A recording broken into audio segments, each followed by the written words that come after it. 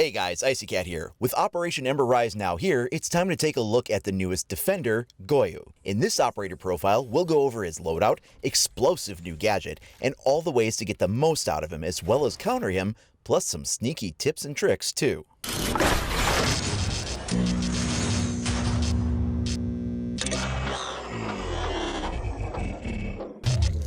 The defensive operator released with Ember Rise is Goyo. He's a 2-speed, 2-armor character.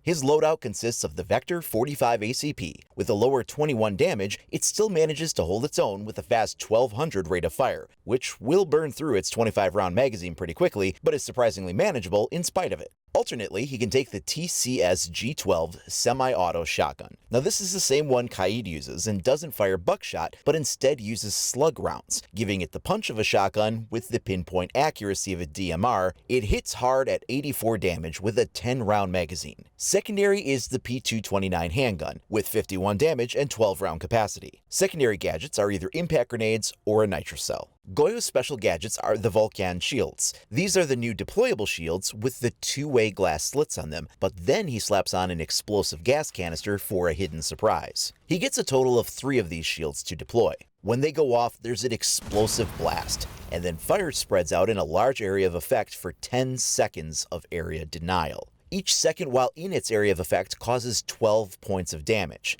And don't think that even hiding behind Monty's shield will help you out. That pool of fire is still spread out at his feet, even if his shield is fully extended. The gas canister on the back can be shot at any time, but will also be set off by explosives from either side of the shield that destroy it. Frag grenades or impact grenades take these shields out easily. The same goes for any explosive utility, like launchers used by either Ash or Zofia. Basically, if it can take down a standard deployable shield, it will do the job here as well. These shields are not any stronger than their non-explosive counterparts. You can protect against an Ash charge by electrifying the shield with a bandit battery or one of Kaid's electroclaws. It won't cause the shield to explode just because you're attaching arcing electrical power to it, but I have to admit, the first time I tested this, I was kind of thinking it might blow up in my face. Still, it's a good way to deny an Ash launcher from taking it out. As an added benefit, it will also cause electrical damage to anyone vaulting it, but at only 3 points per tick, it will just be a minor inconvenience more than anything in terms of damage caused, but every little bit helps. Other than standard bullets, you can also melee them, so be very careful, especially on console where lean and melee share the same context-sensitive button, depending on if you're ADSing at the moment or not. Needless to say, it's an embarrassing way to go if it happens to you.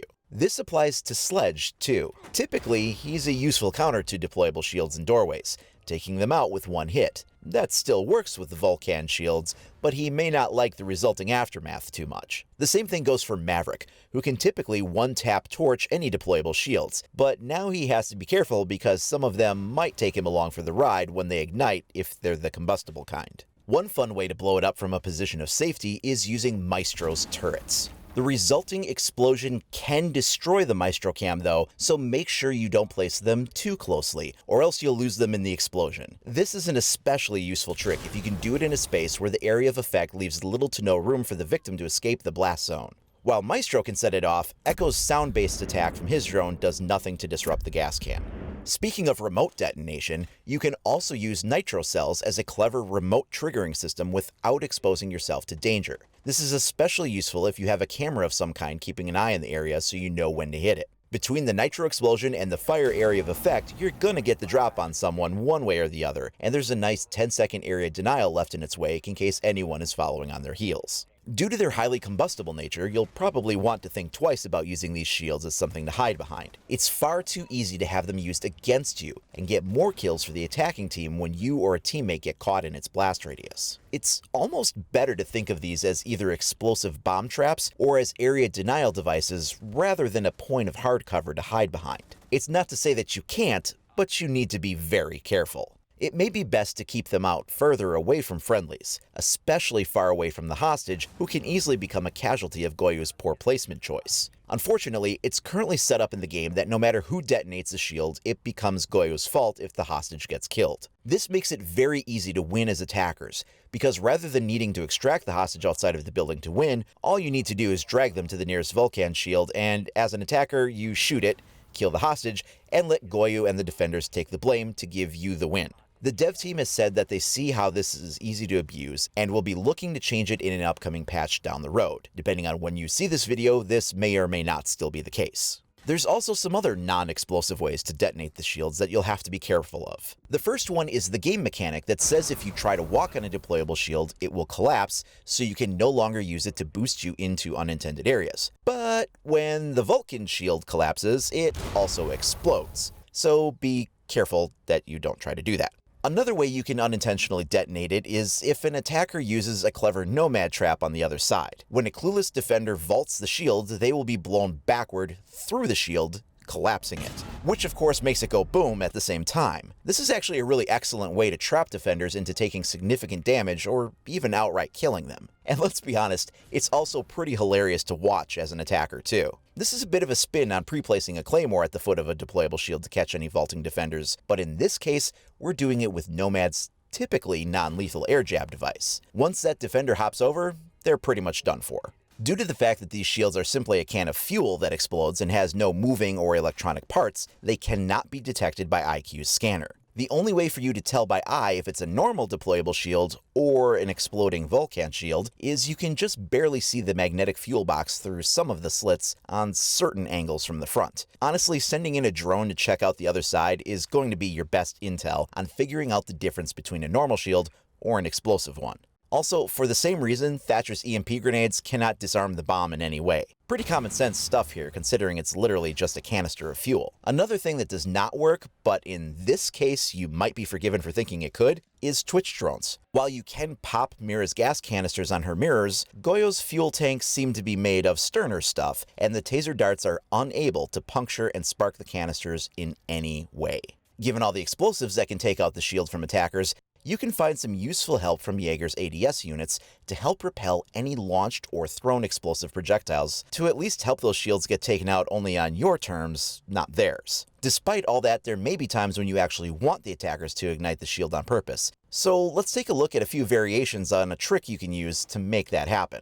The new deployable shields when next to a wall will snap to attach to that wall now and place it more or less in the center of that wall section. You can use this to your advantage. Placing it next to this soft wall invites an easy breaching charge placement, and when it goes off, you'll have also caused a nice area of denial, preventing attackers from pushing through the hole they just made for 10 seconds and giving you time to react to the attempted push. The same trick works with reinforced walls if thermite detonates near the shield. This is especially useful on spots where you typically see a specific place on a wall often get breached. It works with Hibana charges too, so no matter how that wall gets opened up, the shield will go off if the breach intersects the shield's hitbox. You can wind up with unintended angles of exposure though. In this case, placing the shield to defend from the window will cause a hole in the wall that exposes the room to an angle of fire from the hallway when it goes off. Be aware of these kinds of possibilities when you place them near soft walls. Same goes for the floor. A chunk of the soft floor will also get blown out directly under it, and if it's near an unopened hatch, it will take that out too. Though this could be useful if you're trying to stop an Amaru from coming up through a hatch. While we're at unintended defensive collateral damage, the explosion that results will also destroy any friendly barbed wire within the area of effect, so it might be wise to make sure you don't place those two gadgets too close to each other. There's also some really cool combos you can create with some other friendly operators. Using that same 90-degree snap effect, we can also use that on a castle door panel. What makes this so strong is that you can easily watch for the feet under the door's opening, and instantly shoot the tank to take out the panel and cause that fire pool to hit them with splash damage while simultaneously causing area denial. The absolute go-to combo operator for Goyo's shields though is Kapkan. His traps should pretty much always be placed on any Vulcan shields that are attached into doorways. Any attacker vaulting this sets off the laser trip mine, which in turn auto-detonates the fuel bomb and almost always results in a very dead and charred enemy kill. This combo is almost a must pick. It's just too useful. It makes Kapkan feel like he did back in the old days when his traps could outright kill before they nerfed him to only causing partial damage. I hope Ubisoft doesn't decide to nerf this somehow and take this combo ability away, because it is beyond satisfying for both Goyo and Kapkan to watch it play out. As for balance on attack, you should always be wary of the shield in a doorway anyway before vaulting it. Drone it out to determine if there's a trip mine there or not, but safe to assume if there's a Goyo shield in a doorway, it's probably a bad idea to vault it. Now that doesn't mean defense gets all the fun with the destruction that the Vulcan shields can cause. Attackers can easily turn those tables against defenders by shooting or detonating them with explosives like we already discussed. But honestly, one of the most satisfying ways to do this as an attacker is the fuse cluster charge from above, especially if there's more than one of these shields in somewhat close proximity to each other. If defenders are careless about their placement, most of the entire site can get flooded with these firebombs going off in addition to the mayhem of the cluster charge. It's nothing short of amazing to watch as an attacker if you can pull it off. Now, not every one of his shields needs to be deployed. It can be really smart to keep one in reserve to use not as a trap or a defensive cover point, but as an improvised denial tool. In this example, I was worried about someone hopping in through this window, so I planted the shield as an on-the-fly area denial to prevent that angle of approach. It's also useful to turn the tables on attackers in situations like bomb defusal denials. In this case, it was pre-planted and resulted in me being unable to re-enter the room to stop the retake. It could just as easily have been used on an attacker's body that dropped the diffuser, making an area of denial that could be shot and set off when they approached to pick it back up. There's lots of utility from this device that goes beyond what it first seems. Just be careful because that sword can cut two ways. An attacker that makes it behind enemy lines can turn that area denial back on the defenders if they attempt to retake. Goyo is frankly one of the most enjoyable operators they've released in a while. His shields have so much versatility, and that allows for freedom of creativity, which in turn means he's a literal blast to use. His shields are so satisfying, and you can use them as a point of hard cover if you're feeling brave, as area of denial tools, as traps that can be triggered at will, remotely, or even automatically with the right combo, as reactive breaching denial devices, and funnels to redirect wary attackers through alternate approaches, and more. He combos with so many interesting possibilities depending on your team's composition that the variety of strats you can employ with him are more than most other operators can offer. Combine that with his fairly decent loadout and a slightly more mobile 2-speed, who's as good at roaming as he is at anchoring, and you've got an exceptionally well-rounded new defender. But he's not overpowered in spite of all that, because as effective as his device is, it can also really be used against his team in multiple ways too, especially if Goyo makes poor placement decisions. So that, along with his other counters,